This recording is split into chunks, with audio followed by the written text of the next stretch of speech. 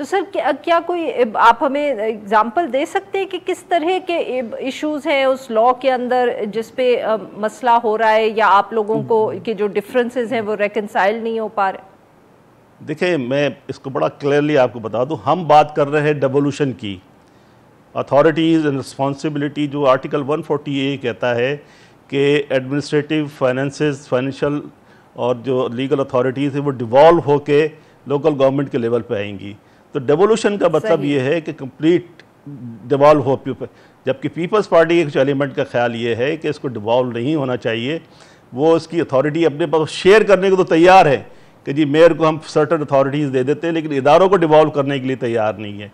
यहाँ पर ये हमारा उनके साथ डिफरेंस है, और वो उसको रोक नहीं सकता, कोई भी रोक नहीं सकता। इसलिए नहीं रोक सकता कि कॉन्स्टिट्यूशन भी यही कहता है और सुप्रीम कोर्ट का डिसीजन भी यही कहता है।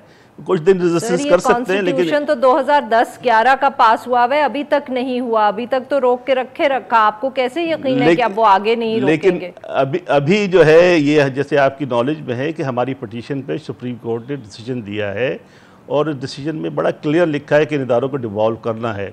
कोई इसको अब रोक नहीं सकता है। अगर कोई रोकेगा इसको तो हम कोर्टों में जाएंगे, और इंशाल्लाह कंटेम्प्ट जब लगेगी तो ऑटोमेटिक इस पर अमल दरामद हो जाएगा। लेकिन हमें उम्मीद है कि उसकी नौबत नहीं आएगी, ये चीज़ें इसी तरह रिजॉल्व हो जाएंगी इंशाल्लाह।